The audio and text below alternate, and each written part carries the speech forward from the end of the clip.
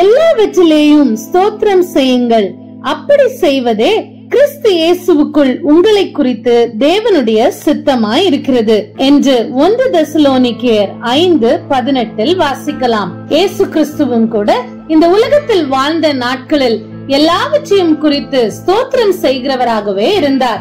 மத்தேயு 11வது அதிகாரம் 25வது வசனத்திலே பார்க்கும் பொழுது அவர் பிதாவானவரிடத்தில் தம்முடைய சீஷர்களுக்கு அவர் வெளிப்படுத்தின வெளிப்பாடுகளுக்காக ஸ்தோத்திரம் செய்வதை காண முடியும்.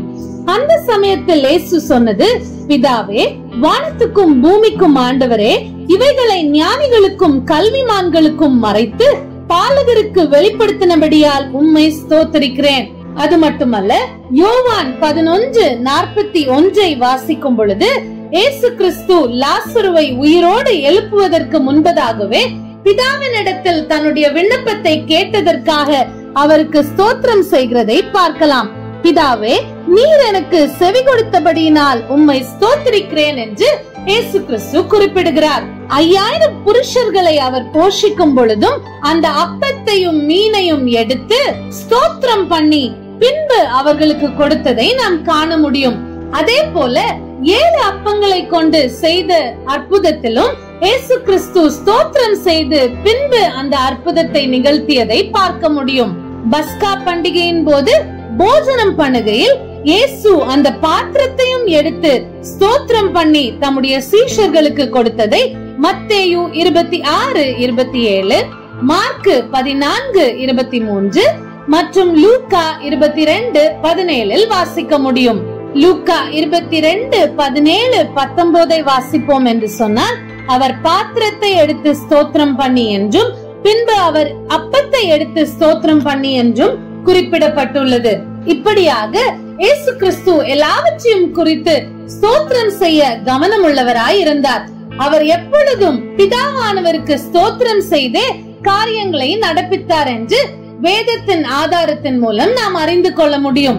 ஒரு விசை 10 குஷ்டரோகிகளுக்கு அவர் சுகம் கொடுத்த பொழுது ஒரே ஒரு குஷ்டரோகி மாத்திரம் திரும்ப வந்து தேவனை மகிமைப்படுத்தினான். அதை இயேசு கிறிஸ்து குறிப்பிட்டு தன்னுடைய சீஷர்களுக்கு சொல்லியதை நாம் வேதத்திலே காண முடியும். இப்படியாக ஒரு நன்றியுள்ள இருதயம் உள்ளவர்களாக, ஸ்தோத்திரம் செய்கிறவர்களாக நாம் வாழ வேண்டும் என்பதே நம்முடைய இரட்சகராகிய இயேசு கிறிஸ்துவின் விருப்பம். எனவேதான் 1 தெசலோனிக்கேயர் 5:18 வேதம் இவ்விதமாய் குறிப்பிடுகிறது, எல்லாவற்றிலேயும் ஸ்தோத்திரம் செய்யுங்கள், அப்படி செய்வதே கிறிஸ்து இயேசுவுக்குள் உங்களை குறித்து தேவனுடைய சித்தமாய் இருக்கிறது. ஆம், கிறிஸ்து இயேசுவுக்குள் தேவனுடைய சித்தம் என்னவென்றால் எல்லாவற்றிலேயும் நாம் ஸ்தோத்திரம் செய்ய வேண்டும்.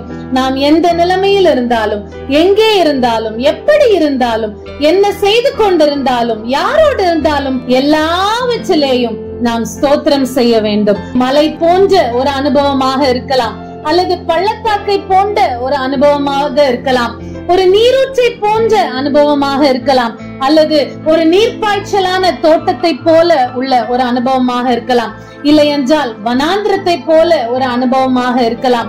ஆறுகளை கடக்க நேரிடலாம், அக்கினி ஜுவாலைக்குள் நடக்க நேரிடலாம். எதுவாய் இருந்தாலும் எல்லாவற்றிலும் ஸ்தோத்திரம் செய்ய வேண்டும். அப்படி செய்வதே கிறிஸ்து இயேசுவுக்குள் நம்மை குறித்து தேவனுடைய சித்தமாய் இருக்கிறது. அப்படி வாழ்வோம் என்று சொன்னால் அதுதான் கிறிஸ்துவுக்கு பிரியமான சீஷத்துவ வாழ்க்கை, அதுதான் கிறிஸ்துவுக்கு பிரியமான அர்ப்பணிப்பின் வாழ்க்கை. இந்த லெந்து கால நாட்களிலே உண்மையாகவே எல்லாவற்றிலேயும் நான் ஸ்தோத்திரம் செய்வேன் ஆண்டவரே என்று தீர்மானம் செய்து இன்றையிலிருந்து எல்லாவற்றிலும் ஸ்தோத்திரம் ஸ்தோத்திரம் ஸ்தோத்திரம் என்று சொல்லி ஸ்தோத்திரம் செய்து வாழ்வோம். அப்படி வாழ்வதே அர்த்தமுள்ள லெந்து கால வாழ்க்கை. ஆமென்.